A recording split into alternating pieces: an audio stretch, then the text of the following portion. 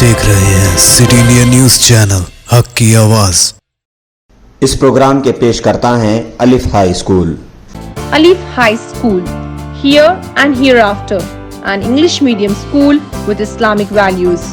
Success of both the worlds, Dunya and Akhirah. Alif provides you a blend of modern education with Islamic education, imparting integrated CBSE curriculum for nursery to 5th and state syllabus from 6th to 10th. An added education of Hifzul Quran, well-ventilated classrooms, best infrastructure and amenities, protected with CCTV surveillance, certified and highly qualified faculties. So, grab the opportunity of free admission offer valid up to 31st May 2022.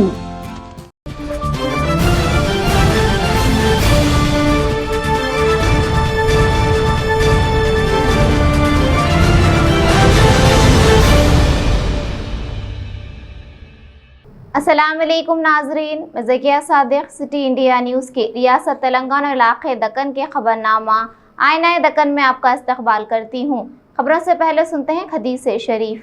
हदीस नबवी सल्लल्लाहु अलैहि वसल्लम, अहब्बुल अअमालि इलल्लाहि अदवमुहा व इन क़ल्ल, बुखारी शरीफ। अल्लाह के नज़दीक सब अमलों में वो ज़्यादा महबूब है जो दाइमी हो, अगरचे थोड़ा हो।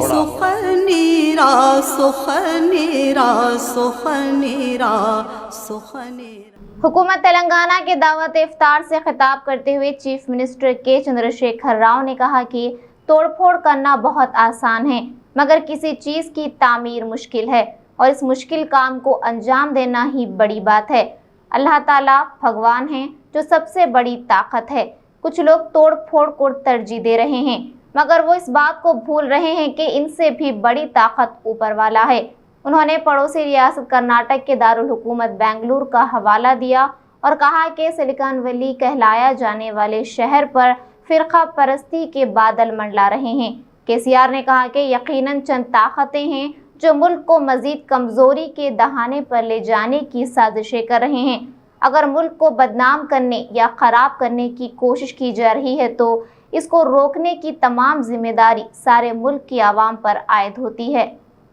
में जरा गड़बड़ है, वहाँ कुछ बीमारी फैली हुई है, उसको ठीक करना है। हम भी हिंदुस्तान के हिस्सा है, देश ठीक है, मुल्क ठीक है तो हम भी ठीक है। हमारा पर कैपिटा इनकम था तेलंगाना का 1,24,000 रुपये 2014 में। आज हमारा पर कैपिटा इनकम है 2,78,000 रुपीज़। हमारे में आधा परफॉर्मेंस, आधा का काम भी मरकजी सरकार नहीं कर पाया। हमारा जीएसडीपी 11.5 लाख करोड़ है, 11.5 लाख करोड़ है। अगर हिंदुस्तान के लेवल के जो मरकजी सरकार होता है वो हमारा बराबर का भी काम करता तो ये 11.5 लाख नहीं 14.5 लाख होना चाहिए था।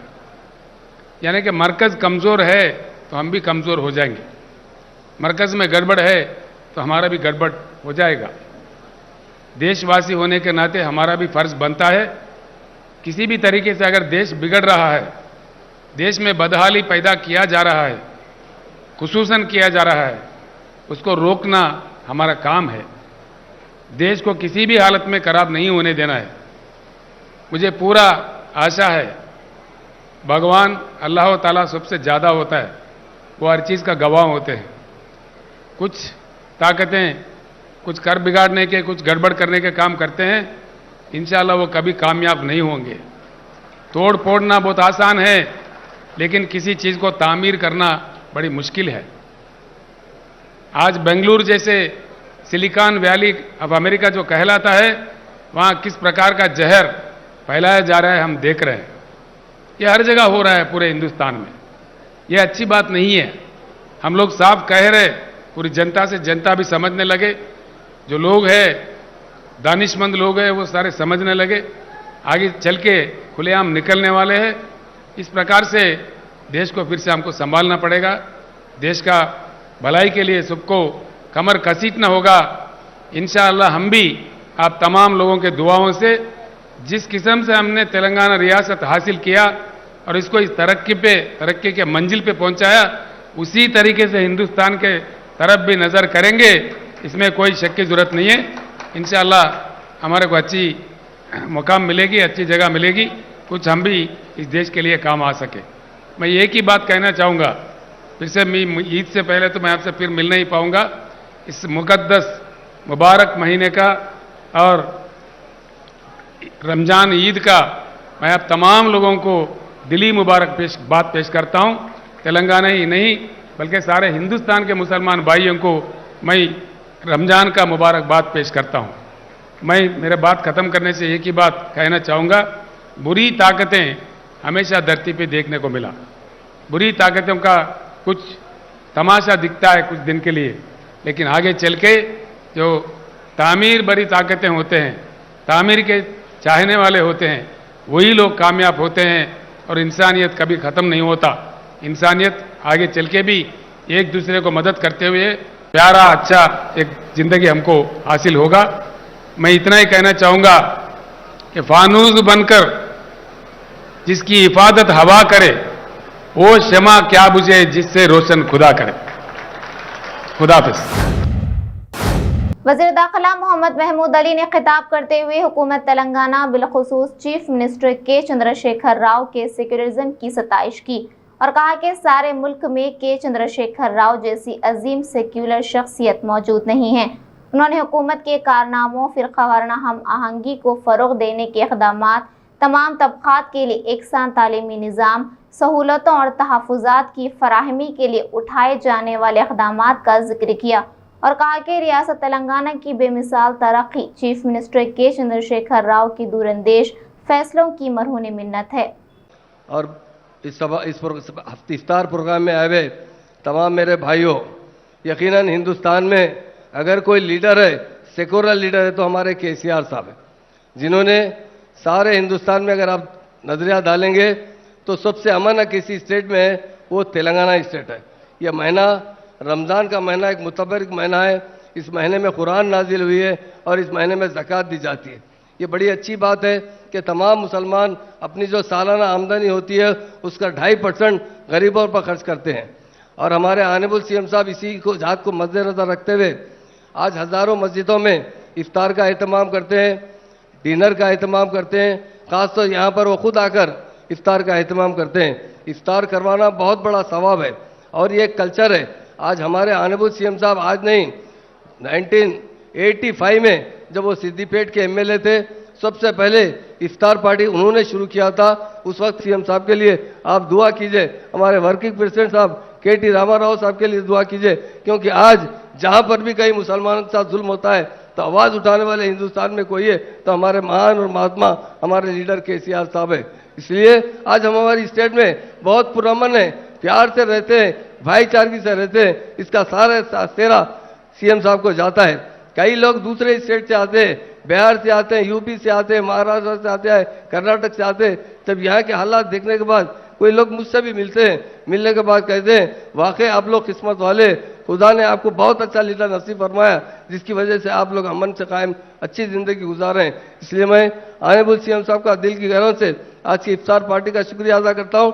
जो लोग एक कपड़ा नहीं पहन सकते, लाखों लोगों को कपड़े देने वाले कोई लीडर है तो हमारे सीएम साहब है, उनका मैं शुक्रिया अदा करते हुए रमज़ान आने वाली ईद है उसकी मुबारकबाद पेश करता हूँ। और रोज़ेदार जो खास तौर से रोज़े रखें, और बहुत से हमारे उलमा भी यहाँ पर है। मैं देखता हूँ, मैं सीएम साहब से एक बात कहता हूँ, हमारे जितने उलमा हैं अगर नमाज पढ़ने के बाद दुआ करते हैं तो पहली दुआ में आपके लिए दुआ करते हैं कि अल्लाह ताला केसीआर साहब को अच्छा रखे, हमेशा सेहतमंद रखे, इख्तिदार में रखे। यह दुआ तमाम के तमाम उलमा करते हैं। कहीं नहीं हुआ आज तक हिंदुस्तान में, हमारी स्टेट में नहीं हुआ, पहली मर्तबा ऐसा हो रहा है, क्योंकि लोग देख रहे हैं हमारे सीएम साहब किस तरह सबसे प्यार करते हैं, मुसलमानों की तरक्की चाहते हैं, उनकी खुशहाली ज़िंदगी चाहते हैं, उनको हर शोबे आज में तरक्की देने वाले कोई लीडर है तो हमारे महान और महात्मा लीडर। जिला रंगारेड्डी के कांग्रेस पार्टी दफ्तर में मुनाकिदा इजलास से कांग्रेस कायदीन ने कहा कि मई की 6 तारीख को वरंगल में होने वाले किसान सभा में कांग्रेस पार्टी के सरबराह राहुल गांधी शिरकत कर रहे हैं।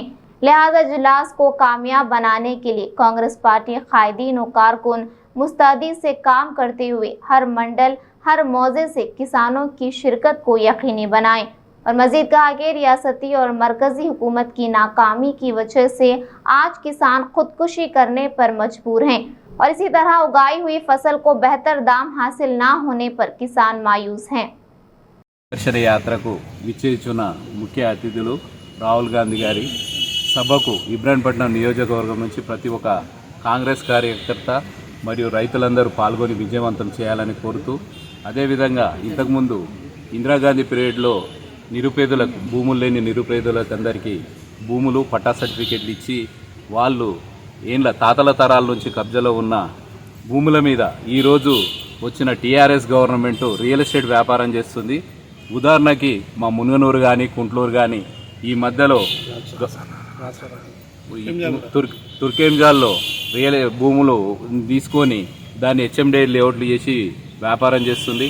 అదేవిధంగా యాచార మండలంలో ఫార్మాసిటీ పేరుతో అక్కడ వ్యాపారం చేస్తుంది. ధర్నీ వెబ్సైట్ తీసుకొచ్చేసి ఎవరు రైతులు కానీ వాళ్ళ కొడుకుని చదివిద్దామన్నా పాప పెళ్లి చేద్దామన్నా కానీ ఓ ఎకరా భూమి అమ్ముకుందామంటే ఇవాళ అమ్మే పరిస్థితిలో లేదు. వాళ్ళందరికీ పాస్బుక్లలో ధర్నీ వెబ్సైట్ తీసుకొచ్చేసి వాళ్ళు అమ్ముకోకుండా చేసి ఈరోజు రియల్ ఎస్టేట్ వ్యాపారానికి చేసుకుంటారు.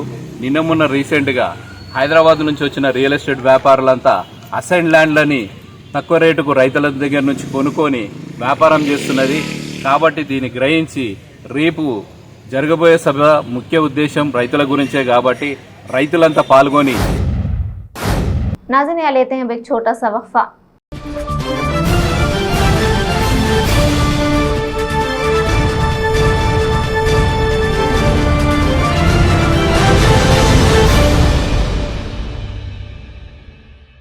Alif High School, here and hereafter, an English medium school with Islamic values. Success of both the worlds, Dunya and Akhirah. Alif provides you a blend of modern education with Islamic education, imparting integrated CBSE curriculum for nursery to 5th and state syllabus from 6th to 10th. An added education of Hifzul Quran, well-ventilated classrooms, best infrastructure and amenities, protected with CCTV surveillance, certified and highly qualified faculties. So, grab the opportunity of free admission offer valid up to 31st May 2022.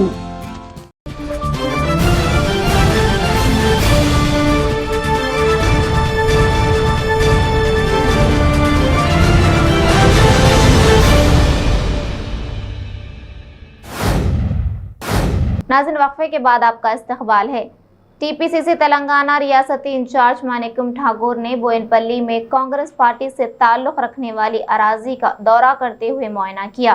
बाद अज़ा उन्होंने media से बात करते हुए कहा कि Congress party में किसी भी किस्म का तनाज़ा मौजूद नहीं है। उन्होंने कहा कि एमएलए कोमट रेड्डी वो एक स्टार कैंपेनर हैं और मैं पार्टी इंचार्ज होने की वजह से हमारी मुलाकात एक आम बात है। उन्होंने मजीद कहा कि रेवंत रेड्डी की निगरानी में नलगुंडा में हुए इजलास पर कोमट रेड्डी के तबसरे पर अभी कुछ बोलना कब्ल अज वक्त होगा।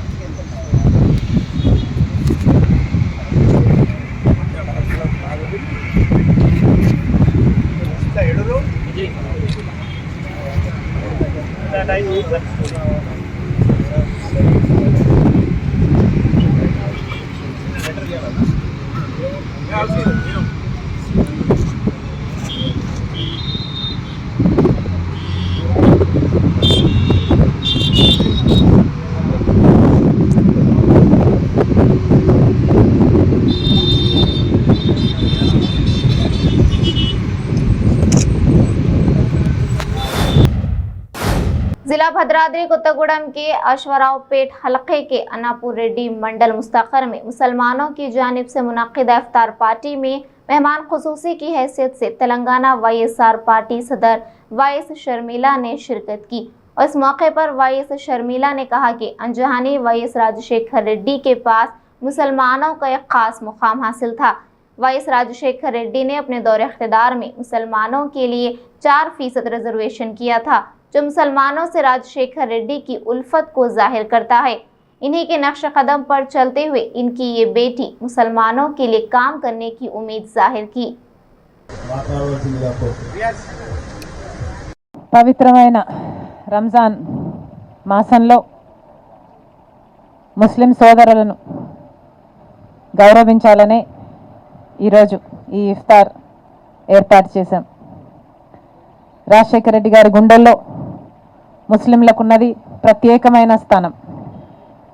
అందుకే రాజశేఖర రెడ్డి గారు వాళ్ళ అభివృద్ధి కోసం 4% రిజర్వేషన్ ద్వారా వాళ్ళ చదువు అయితేనేమి, వాళ్ళ ఉద్యోగాలు అయితేనేమి, వాళ్ళు బాగుపడాలని, ఆ కుటుంబాలు పైకి రావాలి అని, ఇది అవసరమని తలంచి నిజానికి 4% కంటే ఎక్కువే ప్రయత్నించాడు రాజశేఖర రెడ్డి గారు. కోర్టులకు సైతం వెళ్ళి ఇంకా ఎక్కువే ప్రయత్నించాడు, కానీ కనీసం ఇదైనా సాధించగలిగాడు. రాజశేఖర రెడ్డి గారి బిడ్డగా నేను మాటిస్తున్నాను, రాజశేఖర రెడ్డి గారు ఏ రీతిగా అయితే ముస్లిం సోదరులను సొంతం అనుకున్నాడో, వాళ్ళ కోసం, వాళ్ళ అభివృద్ధి కోసం కృషి చేశాడో, వాళ్ళు సురక్షితంగా ఉండేటట్టు భద్రత కల్పించాడో, రాజశేఖర రెడ్డి గారి బిడ్డ కూడా మీ బిడ్డగా మీ పక్షాన నిలబడుతుంది, మీ అభివృద్ధి కోసం పనిచేస్తుందని మీరన్నట్టు కలుషితమైన మనసుతో పనిచేస్తుందని మరొకసారి మీకు మాటిస్తూ जिला रंगारेड्डी के इब्राहिमपट्टनम तहसीलदार दफ्तर में इब्राहिमपट्टनम आरडीओ वेंकटाचारी ने सहाफती कॉन्फ्रेंस से खिताब करते हुए कहा कि इब्राहिमपट्टनम डिवीजन के हाथे के मंचला, याचारम, माड़गुला, अब्दुल्लापुर, मीट, हयातनगर के मंडल जात में अगर कोई रियल एस्टेट ताजिर जमीन खरीदता है तो इसके खिलाफ कानूनी कार्रवाई की जाएगी। उन्होंने कहा कि अगर कोई जमीन खरीद भी लेता है तो 2007 के एक्ट के तहत जमीन को जब्त कर लिया जाएगा और इसके खिलाफ कानूनी कार्रवाई की जाएगी, जिसके तहत 6 माह की सजा हो सकती है। బదలాయింపు జరుగుతాయనేటువంటిది కూడా తెలుసు. అదేవిధంగా మరి ప్రభుత్వము సమీప కాలంలో మరి అసైన్ ల్యాండ్స్ని రెగ్యులరైజ్ చేస్తామని చెప్పేసి కూడా ఎలాంటి ప్రకటన ఇవ్వలేదు. ఇప్పటికి కూడా ఆ చట్టం యథాతథంగా కొనసాగుతుంది. ఈ అసైన్మెంట్ నిషేధిత చట్టం అనేటువంటిది ఇప్పటికి కూడా కొనసాగుతూనే ఉంది. 2007లో వచ్చినటువంటి అమెండ్మెంట్ యాక్ట్ ప్రకారంగా కూడా అదే ఈరోజు కూడా అమల్లో ఉంది. కాబట్టి అసైన్డ్ భూములు ఎప్పుడైనా కూడా వంశపారంపర్యంగా అనుభవించవచ్చు తప్ప అది ఇతరులకు అన్యాక్రాంతం చేయడానికి వీలు లేదని చెప్పేసి మేము ఇచ్చినటువంటి అసైన్మెంట్ పట్టాలో కండిషన్ నెంబర్ 1లో చాలా నుంచి రియాల్టర్లు బేరసారాలు చేస్తున్నారు. అది ముఖ్యంగా మరి రెవెన్యూ అధికారులు వాళ్ళతో కుమ్మక్కు కాకపోతే, మిలాఖత్ కాకపోతే అది జరిగేటటువంటి అవకాశమే లేదు అని చెప్పేసి కూడా ప్రత్యేకంగా ఆరోపణ చేయడం జరిగింది. సో ఈ సందర్భంగా రియాల్టర్లకు అదేవిధంగా అసైన్ ల్యాండ్స్ ఎవరైతే పొందున్నారో వాళ్ళందరూ కూడా నేను చేసేటటువంటి హెచ్చరిక ఏంటంటే, తప్పకుండా ఏ గ్రామాలలో అయితే ఇప్పుడు మెన్షన్ చేయడం జరిగిందో చర్లపట్టేలగూడెం కానీ, అదేవిధంగా యాచారము, ఇబ్రాహింపట్నం, అదేవిధంగా మిగతా డివిజన్లు కూడా మహేశ్వరము, బాలాపూర్ నా డివిజన్లలో కూడా కొన్ని మండలాల్లో జరుగుతున్నాయని చెప్పేసి ఇప్పుడు ముఖ్యంగా ఇబ్రాహింపట్నంలో नाज़रीन, हमारे तमाम प्रोग्रामों का मुशाहिदा सिटी डिजिटल सेटअप बॉक्स के चैनल नंबर 6 और हैदराबाद में एजी सेटअप बॉक्स के चैनल नंबर 50 पर मुशाहिदा कर सकते हैं। इसके अलावा यूट्यूब, फेसबुक और इंस्टाग्राम पर भी आप हमारे तमाम प्रोग्रामों का मुशाहिदा कर सकते हैं। नाज़रीन, आप यूट्यूब पर हमारे वीडियोस देख रहे हैं तो यूट्यूब पर हमारे चैनल को सब्सक्राइब करें, लाइक और शेयर करें। तो नाज़रीन, अब मुझे ज़किया सादिक को इजाज़त दें और देखते रहिए आपका अपना पसंदीदा चैनल सिटी इंडिया न्यूज़ हक़ की आवाज़। शब ख़ैर, अल्लाह हाफ़िज़।